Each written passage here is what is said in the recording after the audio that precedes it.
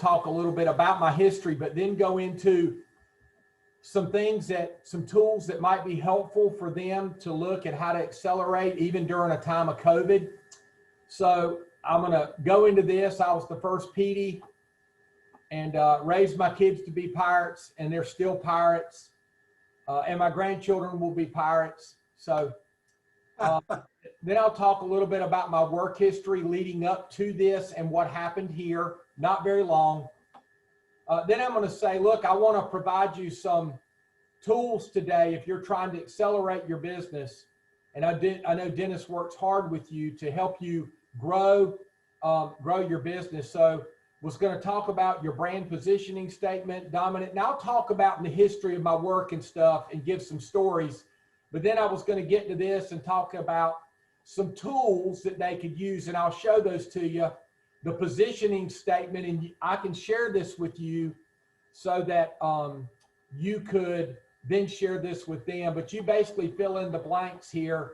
So if I was using One Source Communications, we're the only managed communication service provider that offers one number to call and one bill to pay for all communication services for businesses, for multi-locational businesses throughout the United States who need to save time and money managing their communication services in a time of ever-changing, complex technology world that we live in.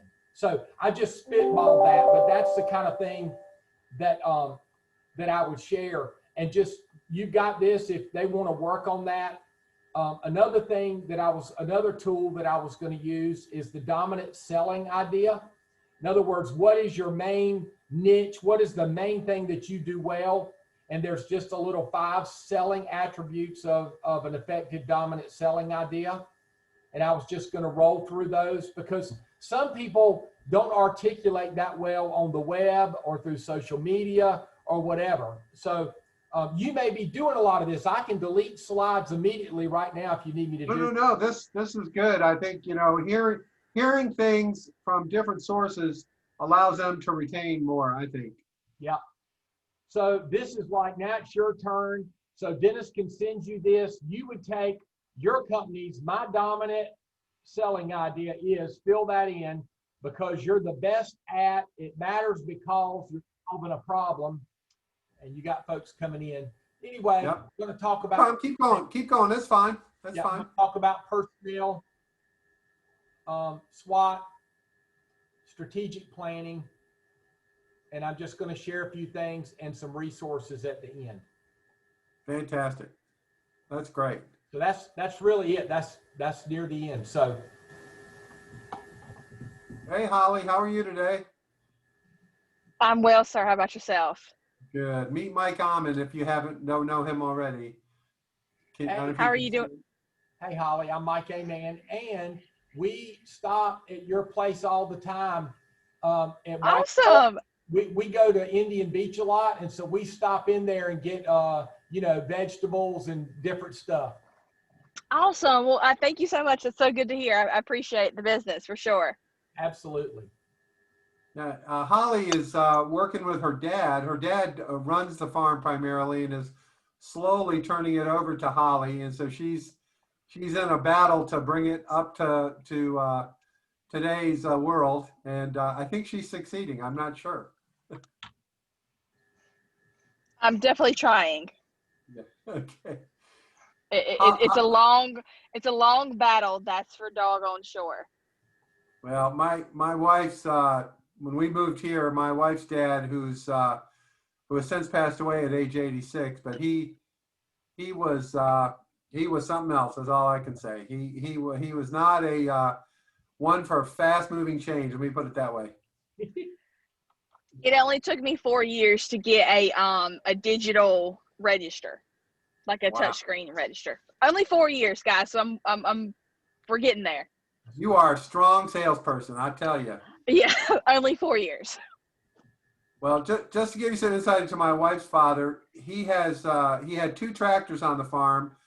Both he had bought new in the late 1940s and was still using them all the time.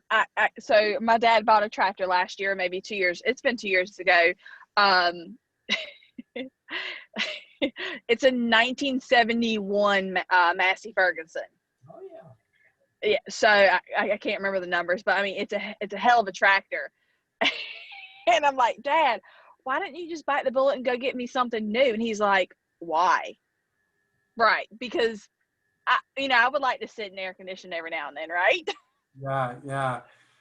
Well, Colonel Maxwell, as he got older, and the state actually took his driver's license from him for very good reasons. He decided that he would just drive the tractor with his dog with him and drive around town, go to the post office, go to the grocery store. They called it the Colonel's Convertible, a 1948 John Deere, driving all around Pink Hill, and he was legendary. He really was. Yeah, I can only imagine my dad 66 now, and Lord forbid they ever take his license from him, but there's a store a half mile down the road, and I can tell you he will be eating up Highway 17 on a tractor if they take his license. That's for doggone sure. Yeah. Well, he lost his license for what I think was a very good reason. Well, there were several instances, but the one that I personally witnessed was when I came here, he drove me around showing me the various farms that he had and wanted me to see the land. And we're driving all around these fields. And then he pulls out onto Route 11, which goes by our house, and puts the car in park and turns to start talking to me about what we had seen in the middle of Route 11. I said, Colonel, I think we ought to pull over the side of the road or something. He goes, oh, okay. But he had no clue. Yep, for sure. So, hey, Marcus, how you doing today? Hey, great. Your relative is speaking today. Well, I get that a lot. Do you know Mike Aman? Yeah. My actual father's name is Michael Aman. So Incredible. yeah, we're from Clinton, North Carolina, which is not far from Greenville, of course. But I don't think Big city of Clinton. Yeah.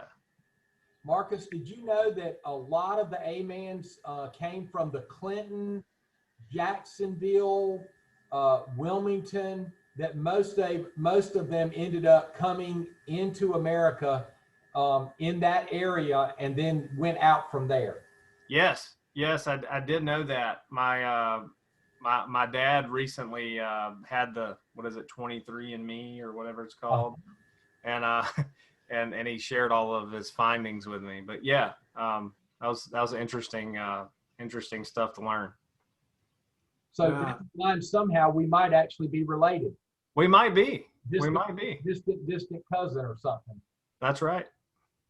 Well, my wife is a Maxwell, and there are a gazillion Maxwells in this area, as well as several other families. And I pretty much believe everyone is related to my wife in this area, one way or the other. There's also the Grady's and the Outlaws. The Grady's, the Outlaws, and the Maxwells are all related going way back. So Marcus and Ashley, hey Ashley, I'm going to ask you to turn your cameras on so the speaker can see your smiling faces. You don't have to put on your sound, but I do want you to put on your video. That's our kind of new thing that we're going to do. And Brady, you as well.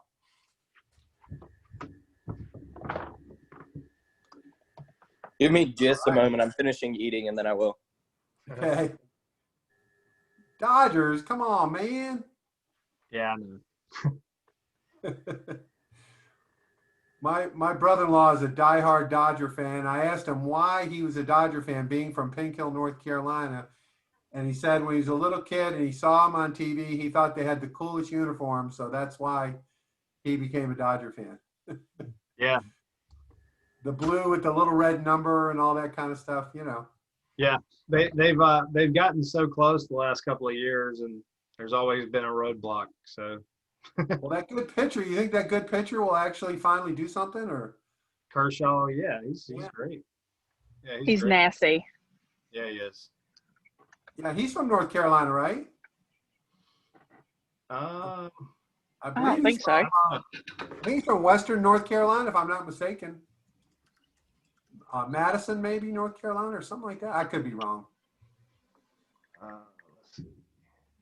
Kershaw. He's from Dallas, Texas. Okay. I What's mean, the other guy? There may be another one you're talking about, though. Is there Baumgartner? Is he a Dodger? Yeah, I don't think so. I think he's a Giant, right? Oh, that's right. Yeah, he's the one from Western North Carolina. Yeah. Yeah. Yeah, he's from Hickory. Yeah. Yeah, that's the guy I was thinking of. Okay. Well, hey Ashley, good to see you. Brady says he's eating, so we just get his smiling little face. He's actually almost 60 years old. He doesn't look like that anymore, but he just goes with that picture, you know. Catfish over here. Yeah. Okay. Well, we're going to go ahead and get started. I as normal, I think people will come in as we're going. And the other thing, Mike, that happens is folks, for one reason or another, have work and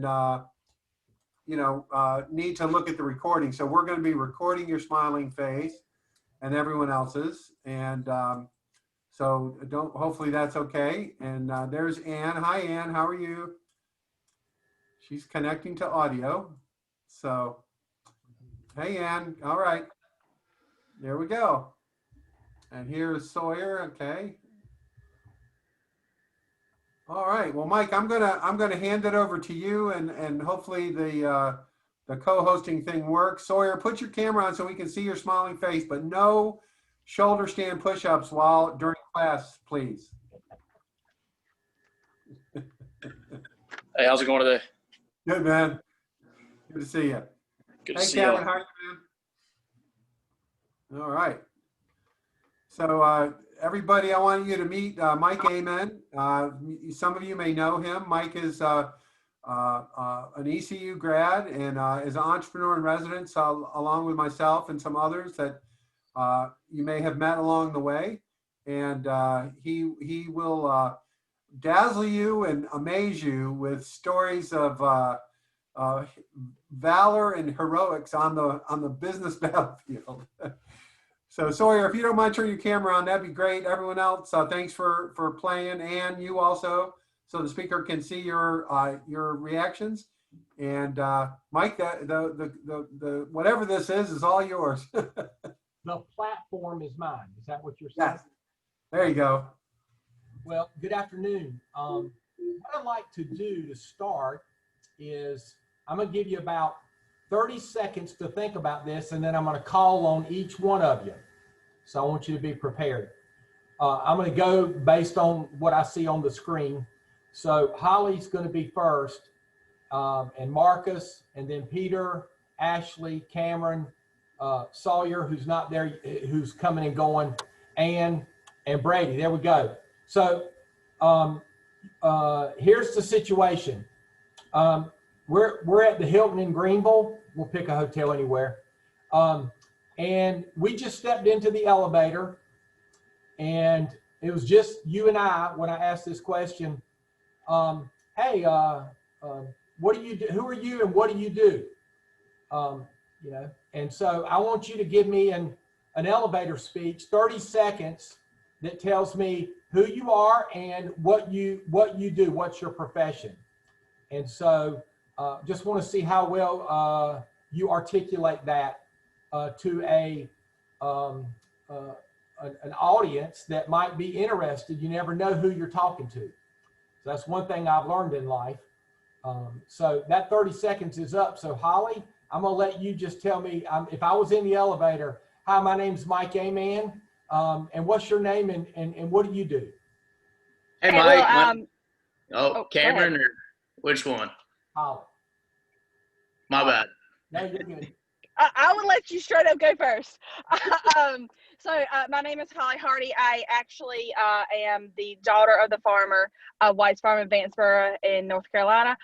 We specialize in pick your own strawberries and also do retail and wholesale strawberries. Our big claim to fame is our greenhouse tomatoes, where we own well, we operate 6 greenhouses, which actually equals over 3,000 plants. So if you ever have an opportunity to come, we'll definitely give you a shot. But honestly, my goal for coming into this new world that we're living in is bringing the existence of a farm to people who don't always have the opportunity to come visit one, and honestly understand where they get their food from and how impactful it is in the community. But a little bit about the business is we've been around since 1986, so from way before I was born.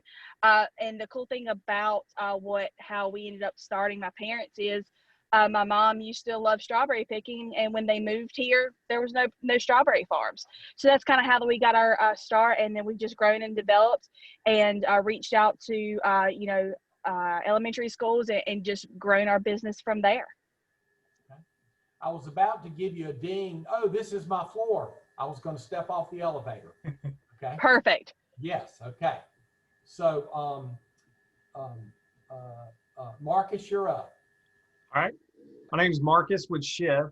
We have a company that helps automotive repair shops engage with consumers and allows the auto repair shop run more efficiently using our B2B SaaS software. A consumer like you, Mike, would use our service and you wouldn't even have to actually visit the automotive repair shop. They'd update you through technology, using our technology. They'd come pick your vehicle up, service it, deliver it back to you so that you never have to visit them again. But on the auto repair shop, it helps them increase revenue, retention, and customer service scores, creating that, bridging that gap between both parties. Good. All right. Peter, how about you? Yeah, hey, my name is Pete Seymour, and I'm the technological co-founder of a company called Shift Auto. And what we do is we are into efficiency. We try to make it efficient for the consumer as well as efficient for the dealership. So as a consumer, what you might not want to do is sit inside of a dealership and get your car maintenance. And as a dealership, you may not want to have somebody sitting in there. You might want to have time to manage how that vehicle is serviced and when it's serviced and when we get it back and forth to you. And so we write software, and that software manages that system from the consumer back to the dealership and then back to the consumer. And we try to hit every facet in between. Okay. All right. Thank you. How about you, Ashley? Hey, my name is Ashley Nolan, and I'm the founder and owner of Copper Ashes, which is a nature-inspired jewelry company. Everything is handmade, unique, and we also specialize in selling other things like crystals and soaps and a little bit of home decor, that kind of stuff, but mostly crystals and jewelry. And I've started working with a lot of people around the world, other big artists and influencers around in Germany and Poland, even in Canada a little bit, but mostly around the United States. And the whole purpose of this, or the vision for the business, is to inspire purpose through nature in the form of wearable art. And we really want people to kind of connect with the pieces and see the bigger picture of, like, these things are made from something so small and insignificant, but at the same time, you know, these crystals, you know, help build mountains, and these leaves, you know, part of trees that provide oxygen. So surely if something so small has an impact on the world, like, I want people to be reminded of their purpose in life when they wear a piece. If that thing has such a purpose, then surely someone who wears the piece would as well. Good. Okay. Thank you. Cameron Higley. Hey, Mike. My name's Cameron Higley, and I like to say I sell nostalgia. Could you tell me what year you graduated college? 1981 and 83. Awesome. So we probably have a t-shirt from that exact same year, kept in great condition over the years. We like to say we are going to shop the past to shape the future. So we have all kinds of 80s and 90s clothing, and then we also sell licensed, just 90s style apparel as well. Okay, cool. Thank you. All right, Sawyer. Hey, Mike, my name's Sawyer McGraw. I'm the owner of Saw Dog Fitness. At Saw Dog Fitness, we aim to construct the mindset of a more confident individual in and out of the gym, and take control of your life and push it in the direction of your dreams. So I help individuals, feel better about themselves. You know, if you look better, you probably feel better. So that's kind of what we go for. And then obviously, see my supplement wall behind me. So we aim to fuel people with their workouts, help them recover after their workouts the cleanest and healthiest way possible. Okay, good. That's great. Thank you. Ann, you're up. You're muted.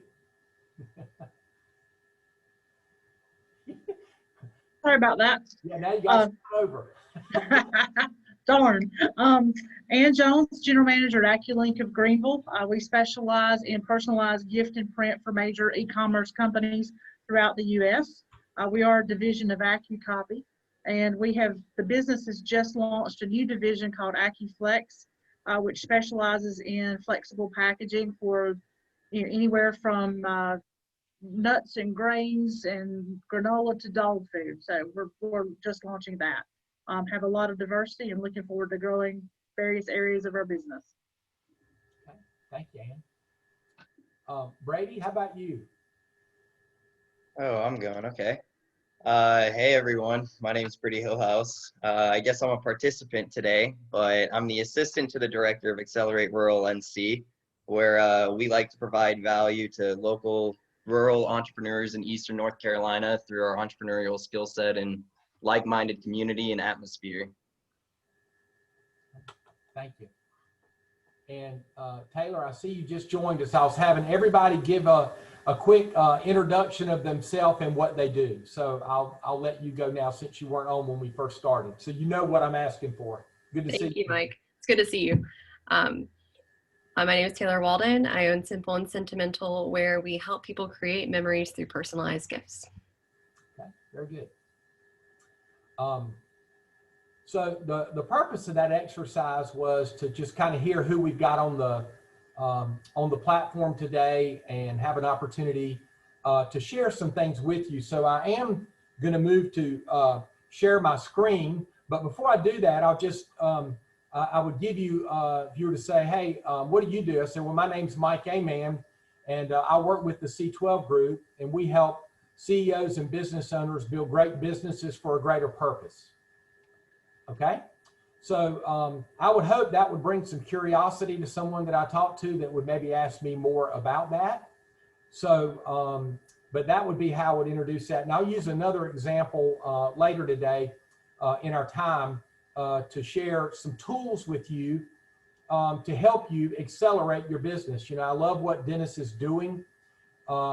And y'all working with him, he's one of the smartest people I've ever met. And I do say that, Dennis. I've had a chance to get to know him. We've shared all of our personal history together, and I've gotten to know him well. And he's, y'all couldn't be associated with a finer person than Dennis Tross. He's excellent. So I'll pay you later, sir. Thank you very much for saying that. I mean that you consider yourself in good company, that you have him to mentor and coach and encourage and hopefully challenge you about the way you're trying to accelerate your business.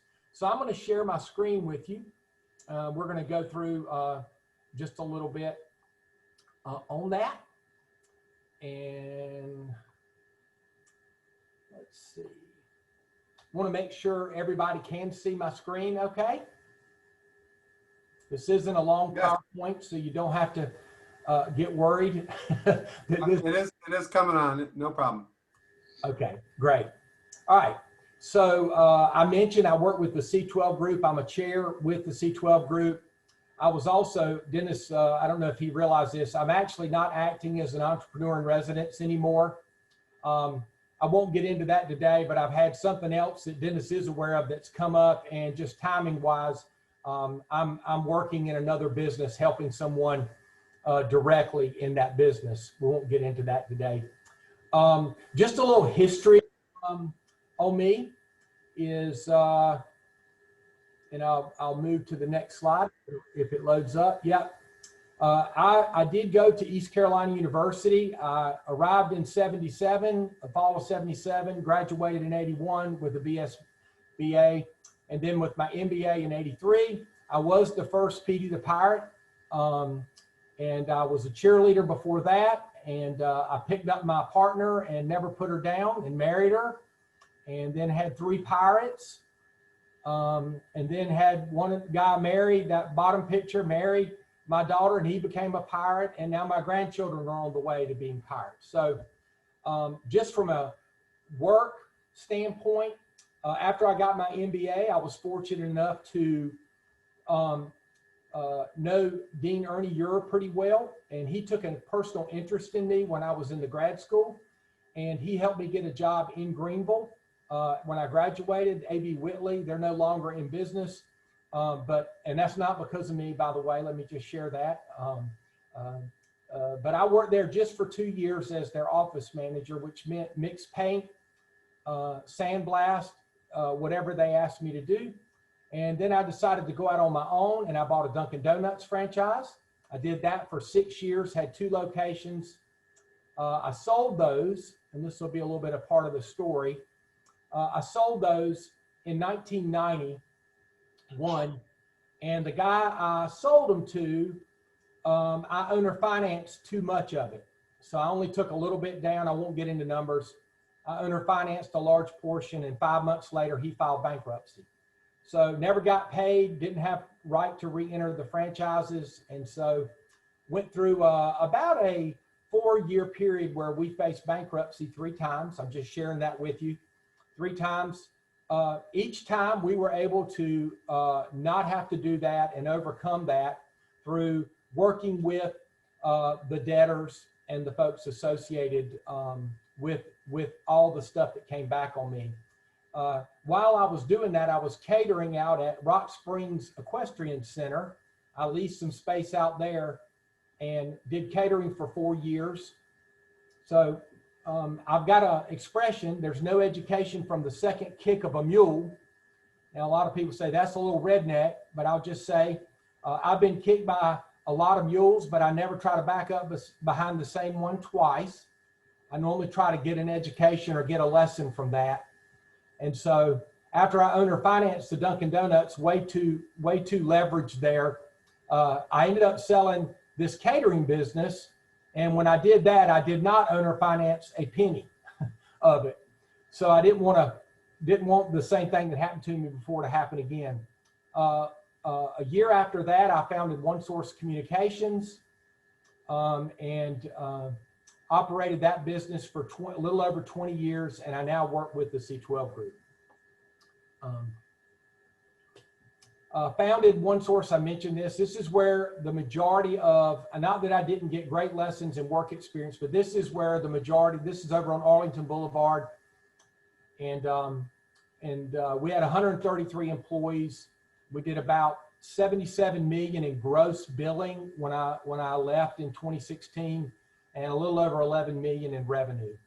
So, and had 133 employees. So plenty of stories through all those business careers. I'm not being doom and gloom, but running a Dunkin' Donuts, we were robbed several times, dealt with an employee that I didn't know had some personal issues. I learned I better know my people better. He ended up committing suicide. This was back in the late 90s. So dealt with things, life and hardship and troubles and all those things. Dennis would agree with me. All the things that happen throughout your life, they end up really formulating the person that you become. And so all those things, some of them hard and some of them great, certainly great. But just know that when you're in business, you're going to face trials and challenges. And I know most of you already know that. So one of the things I wanted to just talk with y'all about, how do you accelerate your business? And I don't even want to put it in a time of COVID-19. I just want to talk to you about 5 things today. I always try to keep things at 5 or less. I'll share strength finders with you, some resources at the end, and I'll come back to the 5 on that. But for your business, it's important, and some of you did a really good job of positioning your brand when I asked you who you were and what you did.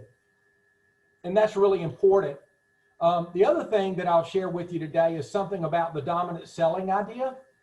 And I'm going to leave plenty of time at the end of this for questions and answers about, Q&A about things. Then I want to talk about organizational development. Most of you have heard of a SWOT, strengths, weaknesses, opportunities, and threats. And then lastly, probably the thing that changed my business career and where I am today was I always had a plan in my head about what I was going to do in business. but I never had a written, executable, adopted by hopefully all in the organization plan. So I use the expression, we were all singing from the same page in the hymn book. And so that's one of the things that I will stress, that no matter whether you've just started in business, you're doing a new venture, you're been in business for a while, if you are not planning and having a written plan for your business and where it's going, you probably will not achieve what was possible for your business. And so I'll talk a little bit about that at the end. So let's start with the brand positioning statement. I'm just going to share a resource with you. This is the 6 questions for developing a positioning statement for your business. And basically, Dennis will have this. I'll send it to him at the end. And I know he's got it recorded, but and you could snip it. But these are the questions that you would ask yourself, and you would fill in the blanks around positioning your business and who you are and what you do. So I'm the only that differentiates me in what way, for who, what customer, where, in what geographic location, who has a need, maybe not a want. If you can find a need and meet that need, you've got a good business opportunity, especially if there's a lot of people with that need. And then during what's going on right now, we could use COVID-19. We could use an industry trend that's going on. So if I'll just give you a sample here, going back to my career at OneSource, I would say we're the only managed communication service provider that offers one number to call and one bill to pay for all business communications for business customers throughout the United States, that help them save time and money in a time during what's an ever-changing and complex technology world.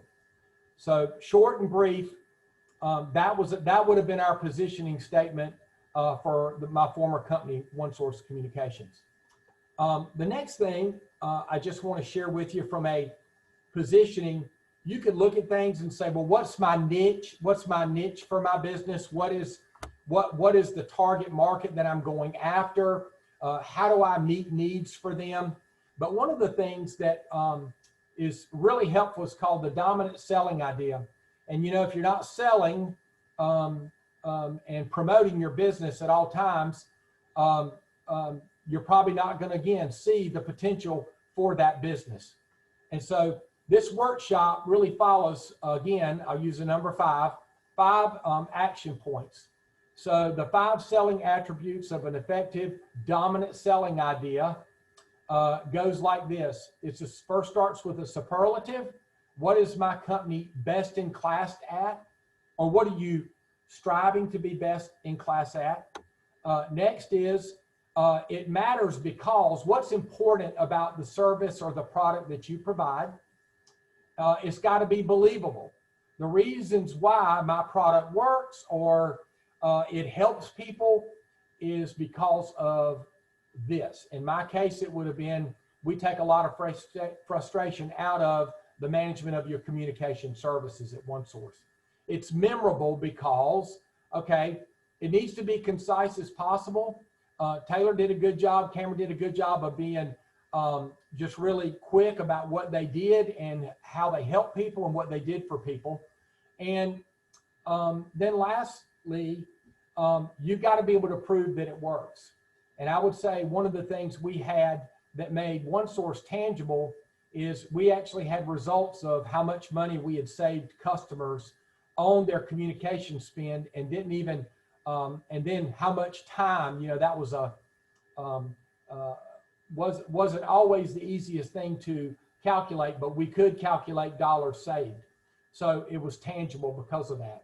So you might look at this and say, okay, what are the 5 selling attributes of an effective deal? And in other words, what is my dominant selling idea for my business? You honing that down and being able to have that in your website, social media posts, when you go to a convention where you get to show what you do and how you do it and hopefully attract clients. All of this is really important in that process. So again, if it was your turn, you could take this page and say, my dominant selling idea is this because I'm best in class. It matters because I solved this issue. It's believable by these reasons. It's memorable because, you know, I would say this, I'll use the COVID thing. Whichever pharmaceutical manufacturer comes up with the vaccine for COVID, they'll probably be memorable. The first one that provides that, right? They'll be memorable. We won't forget their name. And it'll be proven by hopefully curing people and preventing people from getting COVID. So I thought I'd take that as an example. So again, this is the dominant selling idea. Sometimes these exercises seem kind of, I'm not so sure about all that. I would tell you, communication with clarity is so important in our world today because so many people don't communicate well with clarity. I would encourage you to think about this and hone that for your business so that you are all of these 5 things: superlative, important, believable, memorable, and tangible. Okay? Next thing is, as you grow your organizations, you got to look at your organizational development. And so one of the tools that I used and that I recommend others use is you could fill in the name of the workers that you have in your business and you grade them on the 5 C's. We're talking about 5s today. And you give them on a scale of 1 to 10, how well they are. A lot of people say, well, what is character? Most of us would say, I understand what character is. It's like integrity. Okay. But if you're the person filling this out on somebody, you have the guide at the top that I place that just explains what those things are. I'm not going to go through them today, but they're very helpful when you have someone on your team that they're functioning well in all of these areas. And if you're going to provide feedback and encouragement and coaching to them, that you're coaching around these 5 areas of the business of their employment with your company and the work that they do. So there's just a tool. And then it's always good to, you can do a self-assessment, or you could even ask maybe a partner, if you have a partner in your business, or a trusted key player to grade you as well. Okay, so I keep moving here. So that's the organizational development piece. And again, these are just some little tools to help you accelerate your business. And I'll say this again around organizational development, we all know that if we don't surround ourselves with good people, we're going to have a hard time growing to the potential. So it's so important to get the right people. Jim Collins wrote the book Good to Great about getting the right people on the bus and then getting them in the right seats. This kind of aligns with that a little bit. Next, just talking about a SWOT analysis. A lot of us tend to look at our businesses and we are, pardon the expression, Pollyannish in our thinking. We think the best about our businesses. We don't want to think negatively about a business that we're operating, but I think a lot of times it's just really important to be honest with yourself and say, okay, internally within our company, what are the strengths we have and where are the weaknesses as we go forward? Next is look at opportunities that we have externally. Where do we have growth opportunities? Could it be mergers, acquisitions? Could it be a new product line? What is that? And what are the threats? The threats could be a pandemic. The threats could be competition. The threats could be losing a tenured employee that does a really good job, being recruited by a competitor. So there's lots of things that you can go through in the SWOT that help you understand where you need to work in and on your business. So I just encourage that. So a couple things real quick. Understanding, your branding, your dominant selling idea, understanding who's on your team and making sure they're the right folks, and then being able to do a SWOT analysis where, and again, I'll click on this. You take this SWOT analogy, you put all these things together that you've got for your business, and then it comes to the strategy part. And so I'll mention this, with strengths, you certainly want to have a strategy to leverage those. Weaknesses, strategies to overcome them. Opportunities is strategies first to prioritize them, and then take advantage of them. And then threats, what's the strategy to mitigate them? So like in this COVID-19 world, if you're in the restaurant business, we'll pick Villa Verde on 10th Street, and they're cut to not being able to have people even come in the restaurant for a while. How do you pivot? And if you didn't see that coming, and most people didn't, how do you pivot and find opportunities even in the midst of that? So all those things will help you prepare to plan. And so we mentioned this, and I'll mention this. We had mission, vision, and core values. You'll see this diagram. Now, this is something we use in my work. There's 5. It's called the 5-point alignment matrix. It's about aligning your business around your mission, vision, and values. So before you can plan, go into strategic planning for your business, you look at, and a lot of people say, well, I'm not sure about the ministry piece. I believe in that, but we could call it care if you wanted to do that. Workplace care and taking care of people. The next is operations management. The operations management would be your processes. These are all the things that are lined up and to help us succeed in what we do. Organizational development says what it is. It's about how you develop people, who's on the team, their job descriptions, responsibilities, those things. Are they aligned with the mission, vision, and values? Financial management, are you looking at your numbers? Are you utilizing the data to help guide and make decisions?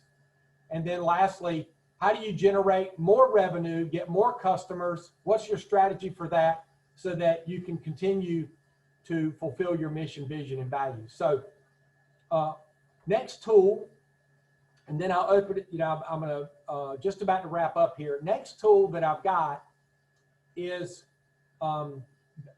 we built this, if you've heard of EOS, and I imagine most of you heard the Entrepreneur's Operating System is written by Gino Wickman and is a strategic planning methodology that's been pretty successful. And so we've modified that a little bit in here, and I've got a copy of this. So if, and I could help you with it if you're not strategically planning for your business, I can show you how this works. Send an Excel document, it's got links. But I've got several companies that I work with that are utilizing this format and are pretty successful. So the big things you'll see, the answering the 8 questions, this is part of EOS's methodology. And you've got to have a mission and vision and core values and all these things that are listed. I'm not going to unpack them all. But you basically fill in the blanks on this. And so this tells you, okay, here's where I want to be in 10 years. This is what it looks like in 3 years. Who's our target market? What's the 3 uniques about our business? What's our proven process? What's our guarantee? So back to my one source thing, I would just give you an example. Our guarantee would have been 1 number to call, 1 bill to pay for all communication services. So just throwing out as an example of that. So once you've got this, that's the vision part of knowing where you're going to go and what it looks like. You go to the traction piece. And the book he wrote was called Traction. And then you look at what your 1-year goals are for your business around those 5 points. Ministry or care, processes, people, financial management, and revenue generation. And you set up to 4 goals for the year. Less is more a lot of times. Rocks for the quarter would be for us to get there by year 1 to get to these goals. We got to do these people. So you put initials in the who box. And these are linked back from the individual sheets on each tab, which I'm not showing you today, but it's in the document, and I'd be glad to share it with you and help you if you need help. Be happy to do that. But all of these fill out, and basically you're managing the business in 90-day chunks, and you're holding people accountable weekly in a meeting to make sure that they're on track to accomplish what needs to be accomplished. You keep identifying issues that you face in the business, and you identify, discuss, and solve those as you go along.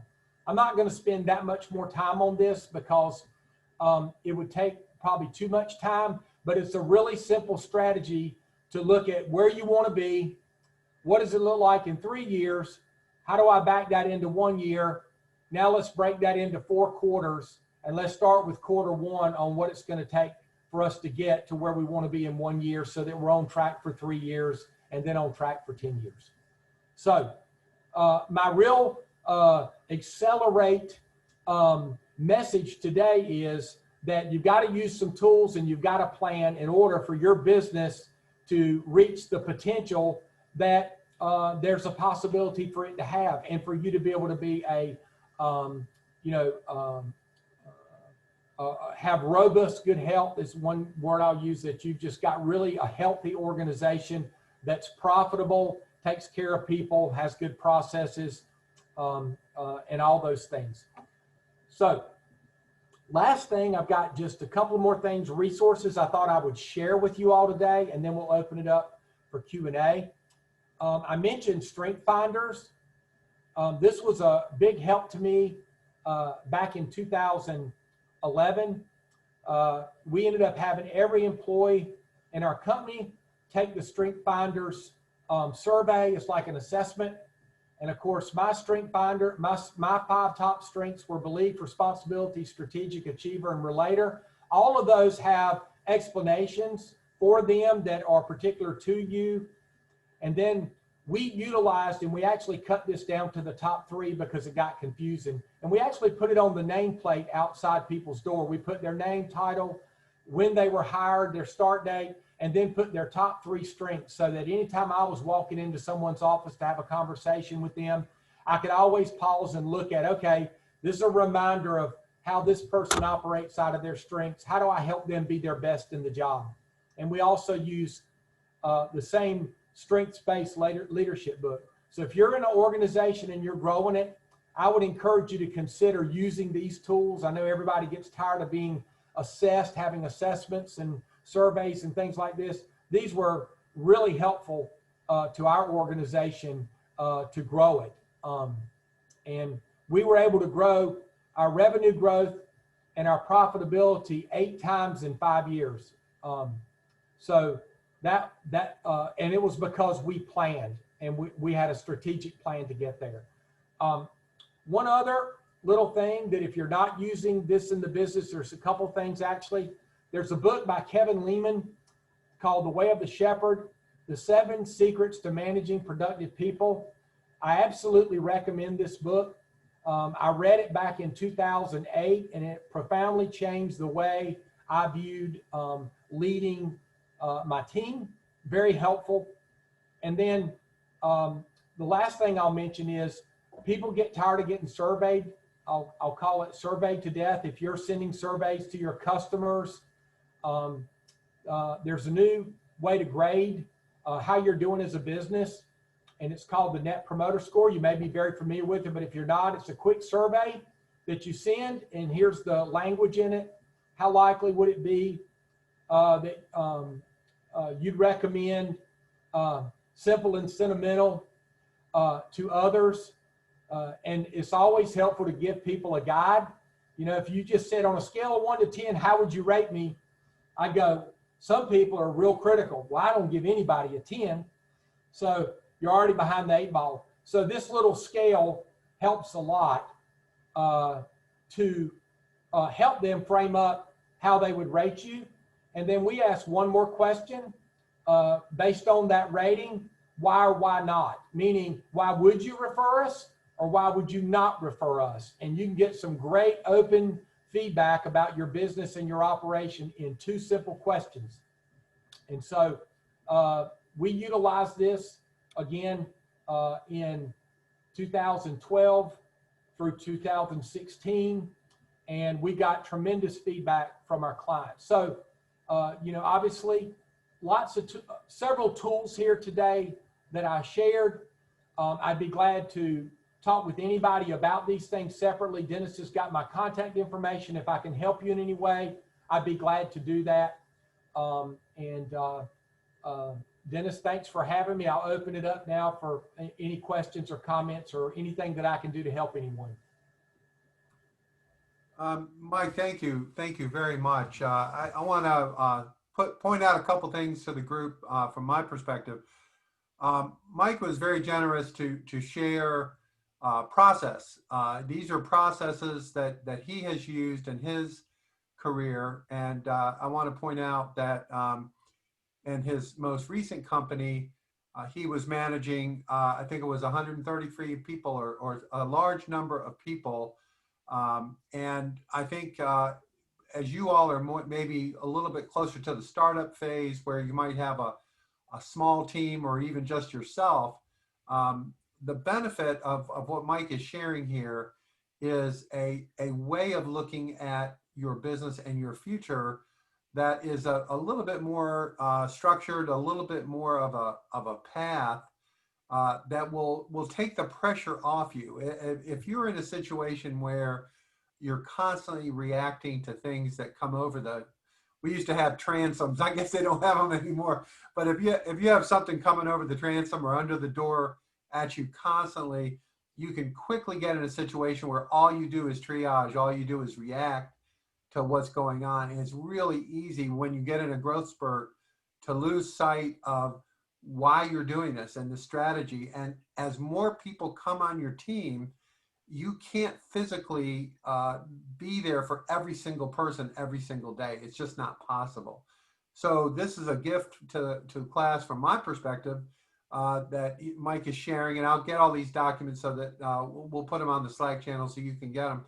But the point of it really is you're getting some insight into, I'm going to call it managing as well as leading, not just, hey, I got a great idea and I'm building my company and really it's me working 100 hours a week, to a team of people and even a whole bunch of people as time goes on.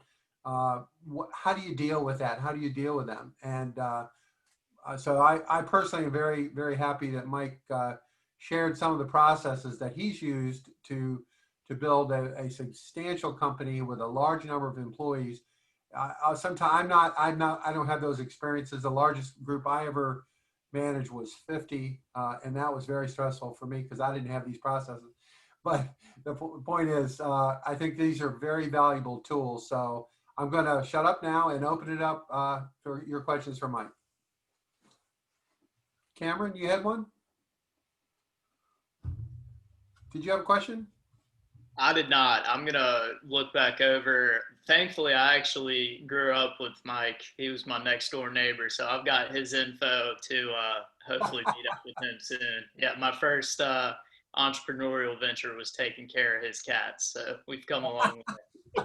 But yeah, I'll be in contact with you, Mike. I'm going to look over this and hope to see you soon. But thank you so much, though. Sure. Fantastic. Dennis, one thing that you brought up was, this thing with managing people. And as these companies grow, I know Taylor's added, I talked to her, I don't know, maybe I saw her a month and a half ago or something, and she had added new employees. She was growing, doing great.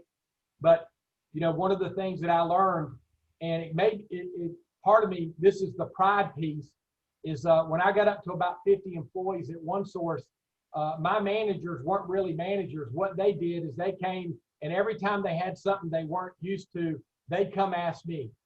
And so you kind of felt like, okay, I've got the answer. So I get the privilege of sharing with them what they need to do and how they need to do it. And you can feel good about yourself because you had the answer for that key staff person. And then what I realized when I got to about 75 people, that I never had a free minute during the day, that my office and my door was Grand Central Station with issues. Literally people lined up outside with the door closed for the next issue. And so I solved it with one easy thing that a gentleman that was helping me as a consultant shared with me. And he said, the next time somebody brings you something in, you've got to slow down and ask them to make sure they explain what the situation is. And when they say, they ask me, what should we do? I'm going to say, what do you think we should do? I know you think that is so simple, Mike. Golly, everybody knows that. Nobody hardly does it, hardly ever. And so I started disciplining myself, and I'd go, well, what do you think we ought to do? And most of the time, they had no clue. Sometimes they did. But what I told them finally was, I'm always going to ask that question first. So when you come down here, to talk to me about these things. You need to have thought about what's your best plan. Let's pretend I wasn't here. What would you do in this situation? Then we can talk through that, what our options are, and come up with the best solution. And it totally changed my life, because I used to work horrendous hours, still catching up my work because I spent all day triaging, is the word that Dennis used, which is correct. But it made me feel good because I'm like, I'm this problem solving guy. I'm good at it. Then I realized, boy, that's prideful, and I'm sick and tired of solving problems. So that's what I did. I asked them to come with what they would recommend, and it's a great coaching opportunity for folks and for myself in that. So as you're growing your businesses, slow down if you can and talk to people and get what they think and help them get the right thing. So I thought Dennis made a good point with that. That's so accurate for me, honestly. I'm not at the point where I have that many employees yet. It takes up a chunk of my day, though. It really does. And sometimes it seems like it's easier just to like give them the solution than it is to be like, well, what would you do? And like have a long conversation about it. But I think you have a really good point that it's training them to be problem solvers and to figure out, hopefully get to where they can figure the problem out without having to bring it to you and ask you what you would do about it. So it's good advice. Highly recommend to anybody when you get employees, because you're exactly right that you feel prideful. You're like, oh, like I have all the solutions, but really it's just eating away at your day. And then I find myself until 11 o'clock at night listing things, because that's what I was supposed to be doing during my 8-hour shift, but I was spending it solving problems. So on point.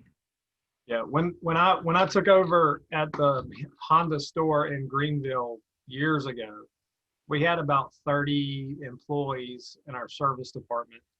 And I grew that over the years, or we did as a team, grew it to where we had 60, 65 employees by the time I left there. But about halfway there, when we got to about 45, 50 employees, I put a poster in my office that said, bring me solutions, not problems. Because I had so many people coming to me, what do you think we should do? What do you think we should do? And you really have to have a high level of trust with people that make key important decisions. Like me and Pete work together. Pete's on the technical side of what we're doing now. I totally trust him to get it done.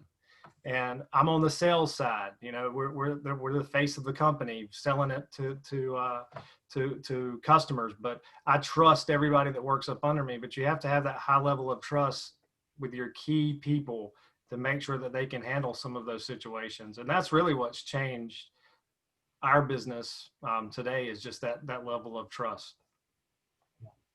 The harder work is taking the time, Taylor mentioned it, to actually pause and spend the time and actually work with that person to help develop their critical thinking skills. College is supposed to help us develop those, but in the real world, when you're out dealing in a business or with people and situations and business situations, everybody needs to exercise and build up. Sawyer would appreciate that with his business, how you have to build muscle, build strength. You've also got to build that critical thinking muscle has to be developed, and it doesn't just happen overnight.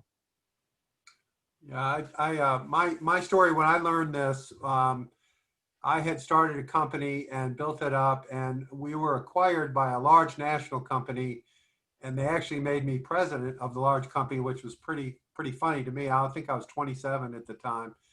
And so I went over to this other office, a big office with lots of people, and I really didn't know what to do.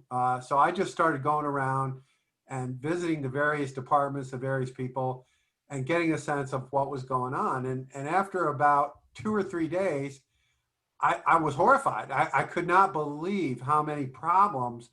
I mean, they were so much worse than the problems I had. I literally was in a state of shock. So I went into the CEO who used to play in the NFL, was a total badass, right? And I go into his office. He's sitting in his chair looking at me like, what do you want, right? He had just paid me a whole bunch of money and acquired, all this kind of stuff. And so I'm feeling pretty cocky. I'm really on top of the world.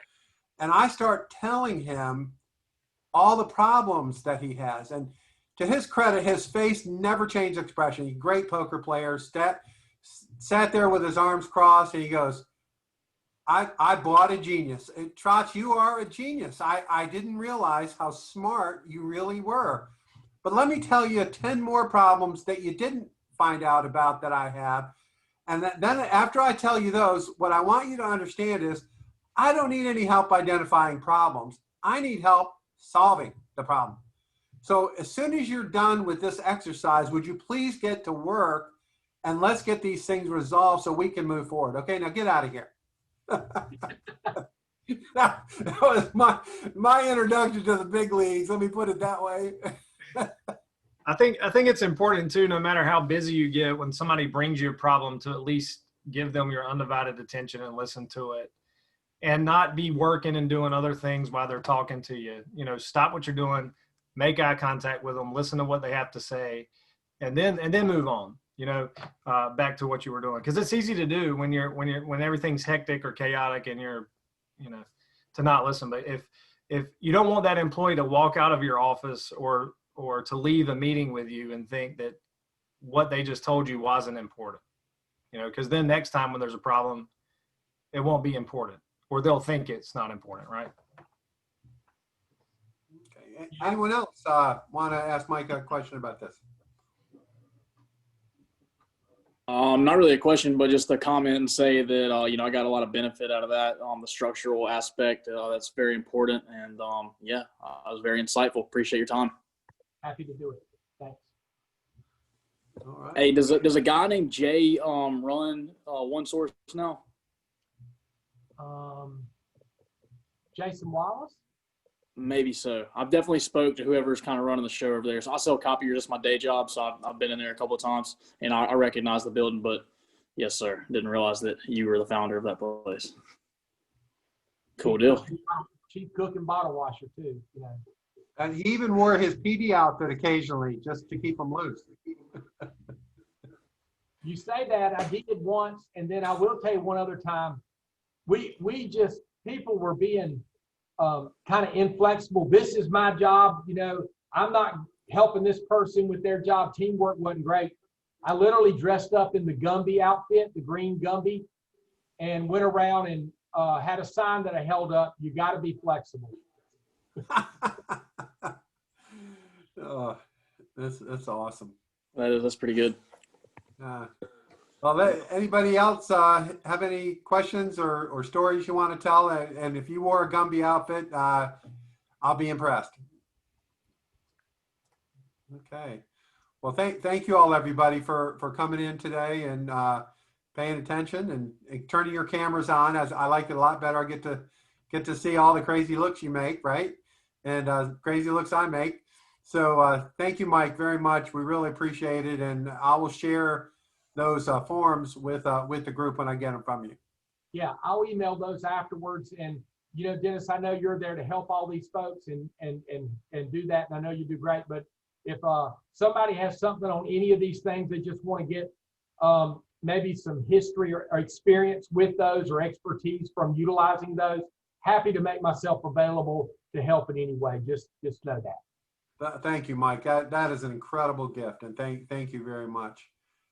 All right, everybody. Same time, same station tomorrow. Okay, we'll see you then. Have a good day. Oh, actually, I'm sorry. Let me just announce. We're not going to have class tomorrow. I think I put that on the schedule. I had to reschedule the speakers on venture capital, so no class tomorrow. But Thursday we're ready to go. Okay. Bye, everybody. Thank you. Thank you so much. See ya. Thank you.